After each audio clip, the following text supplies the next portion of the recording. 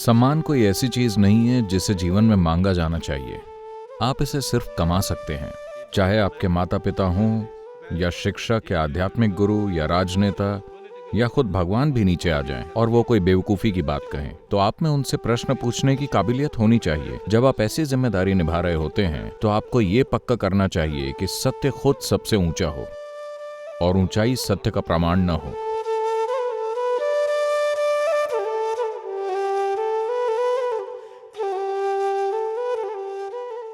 सदगुरु, अब क्या सुझाव देंगे? हमें अधिकारियों या बुजुर्गों का अनादर किए बिना उनसे सवाल कैसे पूछने चाहिए?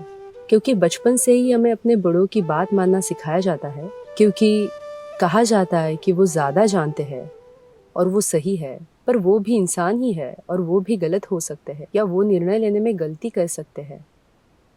तो मैं सिर्फ माता पिता की ही नहीं, मैं राजनीतिक नेता, वैज्ञानिक और विशेषज्ञों की भी बात कर रही हूँ। मेरी भी। हाँ, आध्यात्मिक गुरु भी। हम उनसे किस तरह से सवाल पूछे जिससे हम परंपराओं से परे देख पाए। ठीक वैसे जैसे आप अभी पूछ रहे हैं। अनादर किए बिना। मैं समझ गई, पर हो सकता है कि वो ये सोचे कि हम उनके अधिकारों को चुनौती दे रहे हैं। सम्मान कोई ऐसी चीज नहीं है जिसे जीवन में कभी मांगा जा सकता है। प्लीज कभी भी ऐसी अश्लीलता न करें कि आप सम्मान की मांग करें। आप सम्मान बस कमा सकते हैं, आप सम्मान मांग नहीं सकते। जिस पल आप इसकी मांग करते हैं ये अश्लील हो जाता है, हाँ या ना? तो आप किसी से एक कदम ऊंचे खड़े हैं और आप सम्मान की मांग करें, या आपने सिर्फ यही एक बेवकूफ़ी की है कि आप यहाँ किसी और की तुलना में कुछ साल पहले पैदा हुए हैं और आप कहते हैं मैं सीनियर हूँ। ये कॉलेज में भी हो रहा होगा। मैं 1 साल सीनियर हूँ, बेहतर होगा कि आप मेरा सम्मान करें। मैं बस 1 साल पहले कॉलेज आया था और अब मैं सीनियर हूँ, ठीक है? तो ये एक दुर्भाग्यपूर्ण सच्चाई है जो दुनिया में अच्छे से स्थापित है। हम इसे धर्म के नाम पर, अधिकार के नाम पर, परवरिश के नाम पर, कई अलग अलग तरीकों से हम इसे स्थापित करने की कोशिश कर रहे हैं। जो ऊंचा है वही सत्य है। नहीं, ऊंचा होने से सत्य सिद्ध नहीं होता। Truth is the only authority. This is why youth and truth.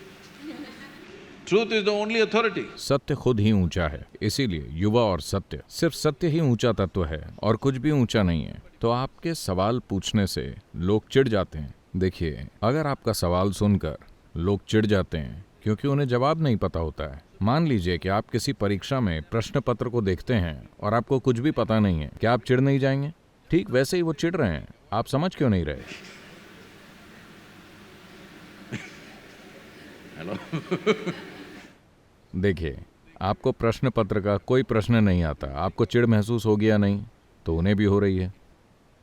तो आपको समझना चाहिए, थोड़ी और करुणा दिखानी चाहिए। आपके प्रश्न पूछने से लोग गुस्सा हो रहे हैं तो साफ है कि उन्हें उत्तर नहीं पता। तो आप में करुणा होनी चाहिए, आपको विचारशील होना चाहिए, क्योंकि वो सीनियर हैं। वो आपसे पहले आए थे, पर वो आपसे बेहतर नहीं हैं, इसलिए वो थोड़ा गुस्सा हो रहे हैं। कृपया उनके लिए जगह बनाएं और क्या करें, वो आपसे थोड़े बड़े हो गए हैं।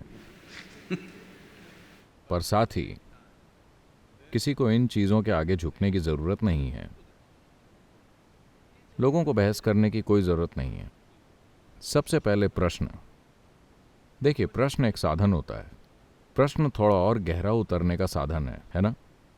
हेलो? पर कोई अपनी बात साबित करने के लिए सवाल पूछे तो ये अच्छी बात नहीं है।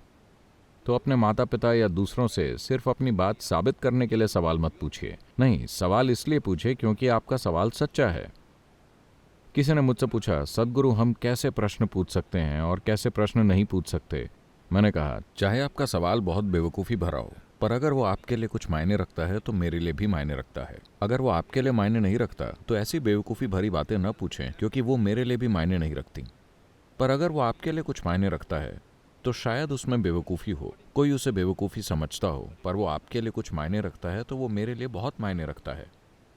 इसलिए प्लीज ये पक्का करें कि आपके प्रश्न सच्चे हैं। चाहे आप माता पिता या राजनीतिक नेता या आध्यात्मिक गुरु से पूछें, इससे कोई फर्क नहीं पड़ता कि आप किससे पूछते हैं। जब आप कोई प्रश्न पूछते हैं तो आपको समझना चाहिए कि प्रश्न पूछने का उद्देश्य ये है कि जो आप जानते हैं उससे ज्यादा जान पाएं, ऐसी चीजों तक पहुंच पाएं जो आपसे परे हैं। प्रश्न पूछने की यही वजह होती है, पर आप उन्हें बेवकूफ साबित करने के लिए सवाल पूछ रहे हैं, इसीलिए वो शायद गुस्सा हो रहे हैं। अब आप उनकी दुनिया में कदम रखेंगे, पर आपको जीवन में ये पक्का करना होगा, क्योंकि आपका जीवन सिर्फ आपके जीवन के बारे में नहीं है। आपके जीने के तरीके से इस दुनिया की प्रकृति तय होगी, है कि नहीं? जब आपके ऊपर ऐसी जिम्मेदारी है तो आपको ये पक्का करना चाहिए कि सत्य ही सबसे ऊंचा है। ऊंचाई से सत्य साबित नहीं होता, चाहे वो माता पिता हों या शिक्षक या आध्यात्मिक गुरु, राजनीतिक नेता या भगवान खुद नीचे आ जाएं और वो कोई बेवकूफ़ी की बातें कहें, तो आपको उनसे सवाल पूछना आना चाहिए। यही इस संस्कृति का स्वभाव है। देखिए, जब अवतार आए जिन्हें हम परमात्मा मानते थे, जब वो भारत में आए तो हमने सिर्फ सवाल पूछे, अंतहीन सवाल। जब शिव आए तो उनकी पत्नी पार्वती ने उन्हें लाखों प्रश्न पूछकर परेशान किया। जब कृष्ण आए तो अर्जुन ने हजारों प्रश्न पूछे, प्रश्न पर प्रश्न पर प्रश्न। मुझे आपको ये बताना चाहिए, हम तिब्बत में ट्रैकिंग कर रहे थे, तब लगभग 42 अलग अलग देशों के लोगों का एक समूह, तो एक भारतीय व्यक्ति जो अमेरिका में बस गया है एक प्रश्न पूछना चाहता था। मैंने कहा आप सवाल पूछ सकते हैं। उसने तुरंत हाथ उठाया और उठ खड़ा हुआ। उसने एक प्रश्न पूछा जो 8 मिनट से ज्यादा समय के बाद भी खत्म नहीं हुआ। मैंने कहा देखिए, ये बहुत लंबा सवाल है। तब मैंने औरों से कहा, क्योंकि वो सब ऐसे देख रहे थे, क्योंकि वो अलग अलग देशों के थे, उन्हें वो प्रश्न समझ ही नहीं आया। मैंने कहा देखो, ये एक बहुत ही भारतीय प्रश्न है। प्रश्न के अंदर एक प्रश्न, उसके अंदर फिर एक प्रश्न, ये ऐसा प्रश्न है। भारतीय इसमें विशेषज्ञ हैं क्योंकि उनके पास 15,000 साल की संस्कृति है। उन्होंने इस तरह के सवाल गढ़े हैं। कोई फर्क नहीं पड़ता शिव आ जाएं, कृष्ण आ जाएं, वो उन्हें भी उलझाना चाहते हैं। पूरी मंशा बस यही है। तो मैंने कहा देखो, ये एक भारतीय प्रश्न है, और मैंने उन्हें समझाने की कोशिश की कि भारतीय मन कैसा है और ऐसे प्रश्न क्यों पूछता है।